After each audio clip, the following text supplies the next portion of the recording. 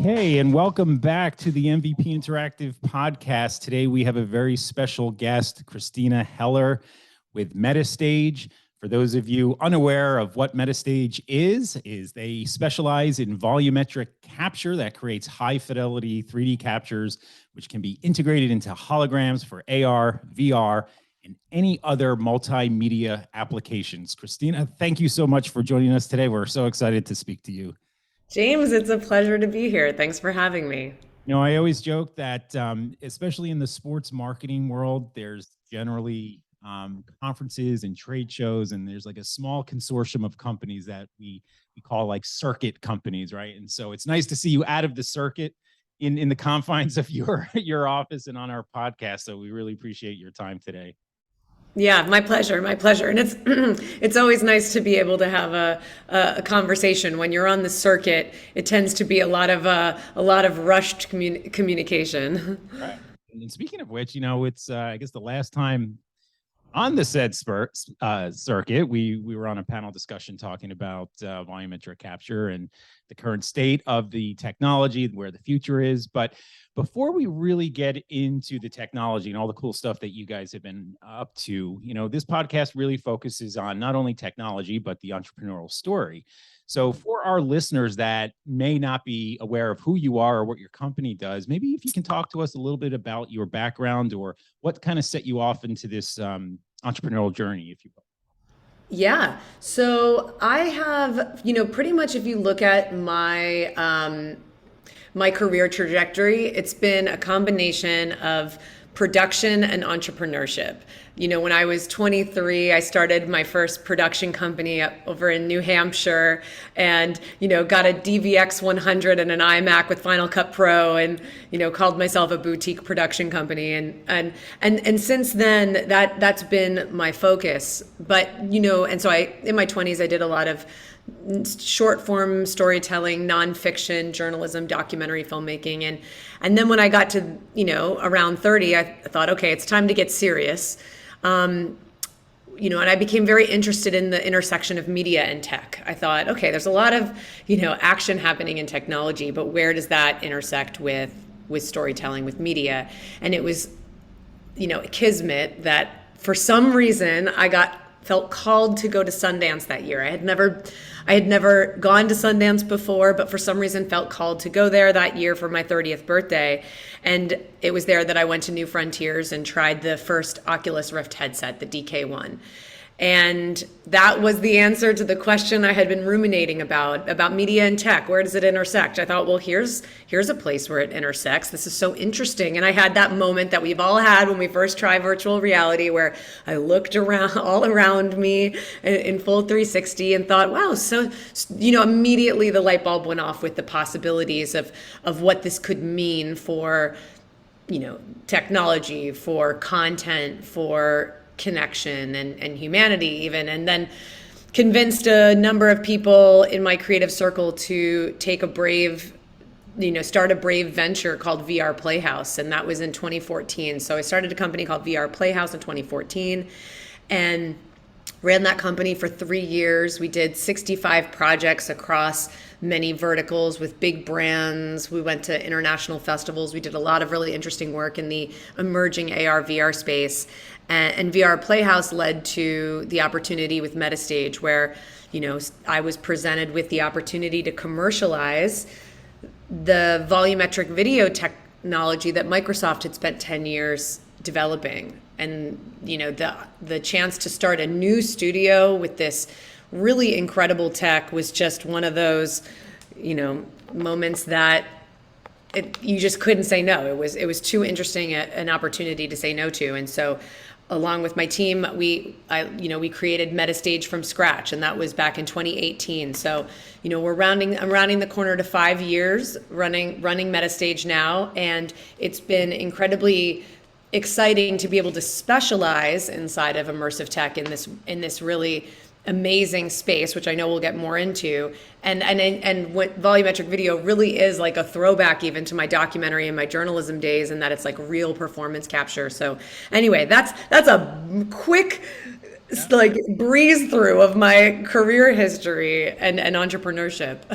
But I think that's really important and helpful for our listeners to hear, because I think there's this sort of stereotype of what it means to be an entrepreneur, and that, you're just some really, fresh green kid you drop out of college, you have this great idea, and then you kind of go and venture on and you're the next Mark Zuckerberg, right? But the reality is, much like yourself and me, you can have a pretty storied career prior to that aha moment. But I think it's that aha moment that you really capitalize on, and you just give it every fiber. And I always joke where it's like that moment where you can't talk yourself out of something is like when you really go for it. So as somebody that also started a business in their 30s, that it's not too late. I mean, that sounds crazy that it would ever sound too late, right? But there's just this sort of misconception with entrepreneurialism that you have to be like the smartest 18-year-old that it's ever existed. And but it's that aha moment that we can all appreciate, and no matter when it comes to you, right?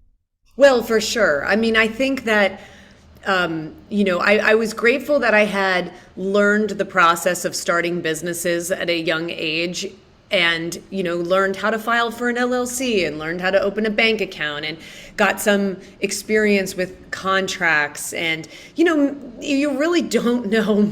I didn't know anything when I was a kid, and I mean, I knew some things. We were born with some inherent knowledge, but you really, there's a lot of nuances and intricacies to running a business, and I feel grateful that I had a chance in my 20s to get my feet wet and start to learn those things. And VR Playhouse was the first really ambitious attempt at starting a company. And even then, I still didn't know what I didn't know. And I really think that VR Playhouse was the ultimate learning experience for me, because we were successful but that with that success came leveling up at a rate and level that I had never experienced before. So it was also very stressful as we went through those years. And now with Metastage, I'm happy to report that it does get easier over time. I think, my grandfather had a saying that I always said to myself, and I still do, which is,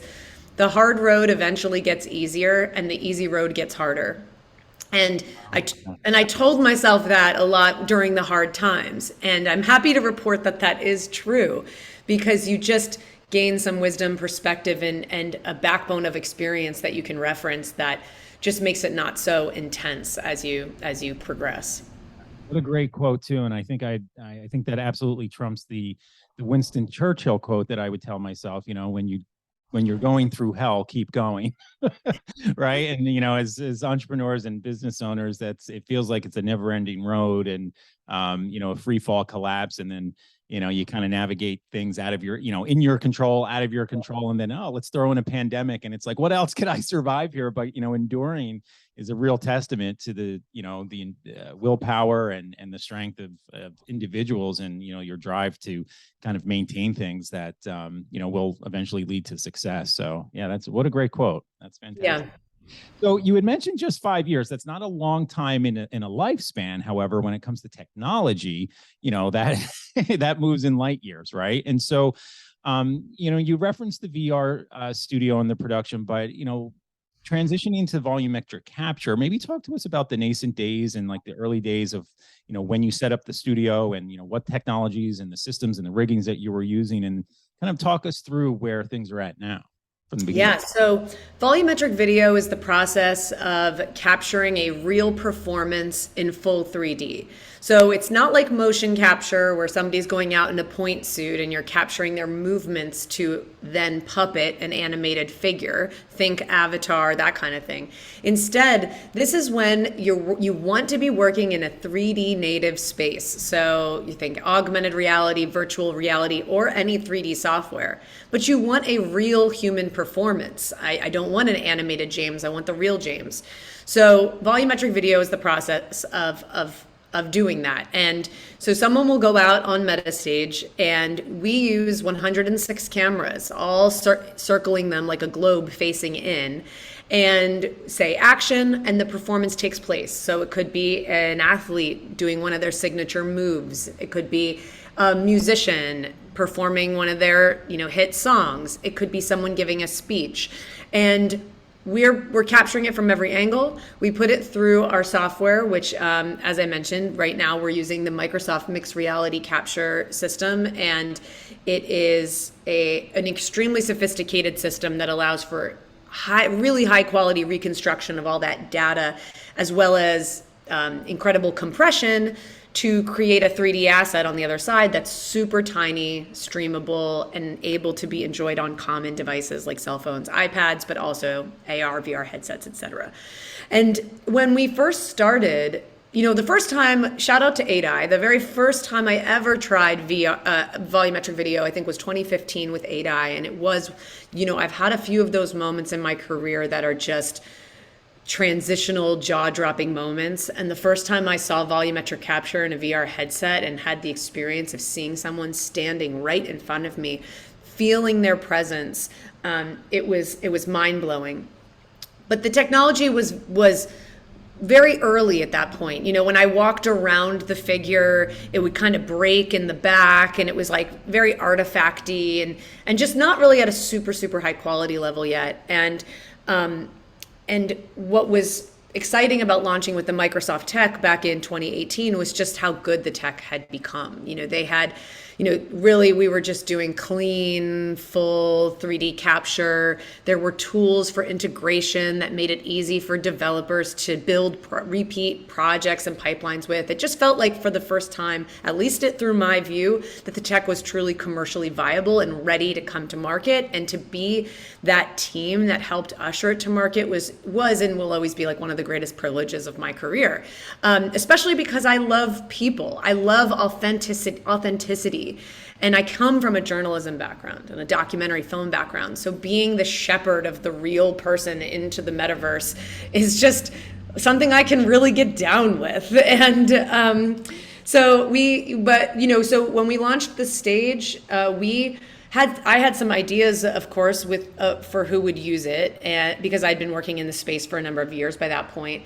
But we were really open-minded about who our first clients would be. And interestingly, for this podcast, sports was just immediately something people gravitated to, because being able to see famous athletes in 3D right in front of you is compelling, obviously. Sure. And so you had mentioned Microsoft, and talk to us a little bit about that partnership and, the evolution of their technology. Obviously they're, a world-class brand in the realm of technology. And, we are certainly a Microsoft shop as well, and not only using their operating systems, but some of their peripherals. And so maybe talk us through how that relationship formed, and, how effective and efficient their technology is in terms of processing, or, what does it take to actually, once you get that capture, and where's the magic behind, the software and the rendering times? Yeah, absolutely. I'll start by saying there are a number of volumetric video technologies out there, and they all have benefits and limitations. But what was really compelling and continues to be compelling about the Microsoft system is the quality that we get, in particular in the face. If you're talking about a recognizable public figure, you want the face to look great. And I just think the Microsoft system is really does a great job with faces. And a shout out to my team. We've really learned how to use that tech, and get the absolute most out of it and get the most beautiful work. But going back, so it all starts with like Steve Sullivan and the team at the Microsoft Mixed Reality Capture Studios. They had, they got the bug for volumetric capture and wanting to develop a pipeline for it. And they were really focused on two things: quality and compression and ease of integration. Because I think they realized that if, volumetric was going to take off, it needed to be a commercially viable product. Like, it's one thing to get a good, clean capture, but it doesn't mean anything if the file is so big you can't actually integrate it into a project, or you need like a giant computer to access it. So that was the sort of focus and nexus of their research and development, and it informed a lot of aspects of the pipeline, just that focus on compression and quality. But they had, and so, by the time we came on board, they had a reliable product that was getting that compression and quality, and tools to integrate into Unity and Unreal, which were the biggest platforms for integration. Since then, we've also expanded to browser-based integration, so you can stream it through, Eighth Wall and the web. You can integrate it into typical VFX softwares like Houdini, Maya, Nuke. I mean, also just becoming software agnostic with the tech has also been a focus. But I think Microsoft's not a production outfit, and so they were really eager to find a team, ideally in a market like Los Angeles, where there's a lot going on, to be the ones to usher it to North America. And so that was, there were a group of investors that partnered with Microsoft to do this, and I was brought in to execute and start literally the company from scratch, along with Skylar Sweetman and Adam Tichenal and Joel Jones-Morito and the team I brought on shortly thereafter to get it off the ground and running. And so we worked, the relationship with Microsoft is close, obviously, because especially in the beginning, we were representing this tech that meant so much to them. And I felt a lot of pressure to make sure that I was messaging it right and that we were good stewards of it. But I think at this point now, like I said, we're almost 5 years in, there's a lot of trust there, and certainly, and now we've expanded to a partner stage in Vancouver, and we're looking at a couple other locations. So it's Cool. been good. Oh, that's fantastic. Before we get into the roadmap, I wanted to touch on two things really. Big shout out to Eighth Wall, another partner company of ours. So those of you that are unfamiliar with Eighth Wall or familiar, Eighth Wall is a great web-based AR engine that allows creators to build AR experiences on the web. And so a lot of Christina's content has been captured in her studio and built into AR applications. And obviously some of the AR work that we have done has been on the Eighth Wall platform as well. So we talk about these circuit businesses or companies. So big shout out to Eighth Wall and their team there. But the second thing you mentioned is your team, and talking about the production and really understanding and knowing how to maximize your capture. And so anyone that has been in production, I remember, the early days of 360 filming and some of the VR work that we've done, we focus in and around live events, right? In particular sports. And so you have one take, right? And so, we had to learn trial and error with some of the best practices of capturing 360 video. And so, I'm curious to know, what some of these lessons for you and your team have been, and how you've been able to really maximize the efficiency of your productions. Sure. Well, the first thing is, this is not a fix it and post workflow. So being detail oriented in your pre-production process is important, and we take that very seriously. And there's a lot of consult that happens with our clients before we even get on stage. And for instance, hair is a challenge. Anybody who works with 3D tech would know this. There's something, if something is too thin or wispy, the system has trouble recognizing the geometry of that. And so if you have hair like dangling in the face of the capture subject, it's going to create this globbing and effect, some artifacting that is just not going to be at the level that we hold ourselves to. And early on, I remember arguing with talent who really had a bad haircut for Volumetric and who wouldn't let us style it. And I think we were too green and nervous to push back against her kind of will on set that day. And as a result, her captures just didn't come out as beautiful as we would have liked. So now we have a lot more processes for dealing with that. We have lookbooks that can show you, best practices. We will look at the talent ahead of time and find looks they've already worn and suggest those looks for the capture process. And we've also learned how to do hair down, for instance, in ways where we can still get good results. In the beginning, I think after that experience, we were scared for a little. We were putting everything in a bun. Every long hairstyle was a bun or a ponytail. Now we know how to do hair down, but in ways where we can still get good, clean captures. So that's the first thing: wardrobe, hair, blocking, props. Thinking about all of that and finding the best way to achieve client goals and also get the best capture. In addition, lighting. We used to do everything with this flat lighting because we just thought that that was the best move, and that was kind of an industry best practice at the time. And we learned, within that first year that actually giving it a slightly directional lighting creates a look of higher fidelity, more definition on the face, and just frankly a more human face, a little less of a gamey look. So we've really dialed in our lighting at this point as well. And then finally in the processing, we do a lot of QC. Now we don't have a team of artists that are cleaning up these captures. There's not like any big hidden secrets or skeletons in the closet at Metastage where we have a team of VFX artists working on everything to make it look great.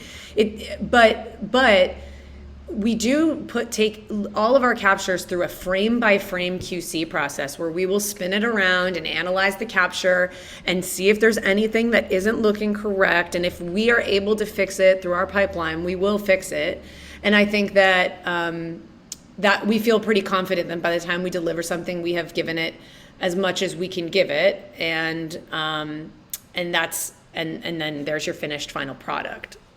Right. And see, and this is the expertise and the professionalism that you're looking for when you're investing in a volumetric capture engagement, right? So I know that there's a lot of third-party apps that are coming up on the scene and creators are trying to rig some things together, but it's this level of experience and know-how that really justifies, the worth and the value of going into a studio such as Metastage to make sure you get it right. And it's funny that you mentioned the hair, because I was just thinking, I was on a production overseas recently and it was just a 2D capture. And, we have a platform that, allows fans in AR to pose with a celebrity or an athlete, right? And so we were filming, it happened to be an F1 driver, right? And, he has beautiful flowing hair on a green screen and there's lights. And, same thing where we had noticed the glistening flickers of his light of his hair were not going to be easily removed in the chroma keying, right? And so thankfully they had a stagehand with some fine Italian pomade to kind of dampen down his hair, and we were able to get the shot. So that's interesting that you can have the relatable experiences, whether it's 3D or 2D capture as well. So speaking on that, and I'd imagine you're going to have a very modest and sort of PC response to this question, but we both have the pleasure of working within celebrities, athletes, and these really fun lifestyle type of engagements. But if you can kind of call back to maybe some of your favorite productions, if you are able to, let's hear about some of those. Like, what are some of the maybe challenging ones that it was great to overcome some of those challenges, or if you can enlighten us on that, that would be awesome. Sure. So I don't know if it's just because this is the MVP podcast or if it's because it actually was, but we did a production in July 2020 in the heart of the pandemic, and we were shooting 18 NFL players coming into the studio, and the idea was they were doing hype chants, touchdown signs, go for two, and it was all part of a Verizon sponsored holomoji experience where your players would pop up almost like emojis during gameplay and cheer on the teams. And because it was the pandemic, we had players from a variety of different teams because they were all stuck at home, and so we had access to them. And we actually had, it started off being what could have been the most disastrous shoot in that we had a COVID case pop out in the core staff. And everybody who had been in contact with that person, including the director of the experience, was no longer going to be able to be at set during the production day. And so I became the director of the shoot. And we had to quickly hire actually Microsoft sent somebody down to help us out with capture, and we had to assemble a team at the last minute. So super stressful at first, but now I'm on set and I'm getting to direct all these athletes coming in and doing all this work. And because was the first time out of the house for so many of them, the mood was at 11. Like, everybody was in an awesome mood. We were, and volumetric capture is actually a really fun process. We focus on that a lot at Metastage, just making it like a fun, positive, good vibe experience. And because it's so easy for the talent, like they literally just go out in the middle of the stage we say action, and they just do whatever they're gonna do. And if they nail it on the first take, that's it. So it's really, really easy on talent. It's not meant, there's not a lot of takes, and they can just be themselves. And so we were just like an assembly line of athletes coming in, and they're just doing their thing, and everybody was in a great mood. And we got through it, without a hitch. The players had a great time. We actually heard from their management, that they were really happy with the experience. The NFL reached out and said they had been really happy with the experience. Our client, which was Riot and Verizon, were, again, with all the anxiety and stress leading into it, to have had such a good experience then in the end, everyone was so grateful. And I just it was 3 days, and I felt like at the end of it, I'd left it all out in the field. I was exhausted. But I just went out to Santa Monica and went and put my feet in the ocean, and just kind of had one of those moments where I thought, I was proud of myself. I felt very fulfilled, and man, what a fun ride. That is one of the most satisfying experiences, because again, anyone in production knows they are long days, right? It's hurry up and wait, and there's a lot of stress. It's a one take type of experience. And then, but yeah, there is just an unimaginable amount of reward and satisfaction when you kind of cut. It's high fives, it's hugs, everyone got along, and it's you can be super proud. So that's an awesome feeling, and certainly relatable. And it's great that you had, it's funny because I just had a conversation with a client about this in terms of the different types of talent, right? And who's great to work with, and maybe who's some challenge, who's particularly challenging. And it's funny because each of the professional sports groups have their own set of personalities, right? And so we were on a production just this week with a set of NHL players, and they are so modest, so humble, not demonstrative, so not animated, right? So trying to get them engaged was a directorial challenge in some ways, but you always find a way in terms of tying into their personalities and being able to capture that. So that's awesome. I actually find athletes are great to work with generally, and I think it's because there's a teamsmanship that's built in to them early on. And they're I don't know, they're team players, they're down. I don't know. We've had really good experiences with athletes at Metastage. So yeah. That's fantastic. And I'm glad none of the players' unions or their agents got in the way of production, because we've experienced that as well. So that's great. So you had mentioned, so by the way, this was a byline in a comment that you had mentioned in terms of expanding to Vancouver. So congratulations on that. And so maybe we can kind of transition a little bit to what's on the roadmap, and, what are some of the needs and demands of, the market itself and where the technology is going. So if you can educate us on that, that would be phenomenal. Sure. So shout out to our partners in Vancouver. We have a Metastage up there, and it's part of the Departure Lounge. That's the parent company from which Metastage Vancouver lives now. And they opened in August of this year, and it's a doppelganger stage to what we have here in Los Angeles, which is a really top of the line studio. So if you're working in Vancouver, or your talent's based in Vancouver, you're in good hands with them. I think certainly, we are looking strategically at other markets, because so much of the work is where the talent is located. And as of now, Metastage works in professional sound stages to get a very high quality capture. So it's at the moment we don't. I mean, you can bring the Metastage to a location, but it's big and expensive to do that. So it's always best if people can come to our stage, and so therefore having versions of Metastage in key markets is something we're evaluating right now and exploring. I'm also extremely bullish on using this tech for training applications in VR and in AR. If you look at VR training, has a lot of stats backing up its efficacy, but if you look at a lot of the VR training applications, they'll be using these synthetic, kind of cheesy video game characters. And my thesis is that if you're trying to teach about real human behavior, or you want to create any kind of human connection in your training experience, you should use volumetric video capture, real people. And so We had the opportunity last year to do a few different police training experiences with Axon for police de-escalation training, how to deal with difficult civilians when you pull them over. And these are truly interactive experiences where your actions lead to consequences, and they can be good or bad consequences. We also were selected as a finalist for a Veterans Affairs program called Mission Daybreak to help with PTSD and suicide prevention. And so that was a huge honor. You know, of 1,400 applicants, we're one of 30 now in this phase one of the project. And we are looking at using volumetric video and mixed reality to help educate friends, family, and community around veterans on how to support them best, how to recognize signs of depression, anxiety, suicide risk, and also to capture veteran stories. You know, find people who are willing to talk about the challenges of reintegration and some of their low points and how they got through it.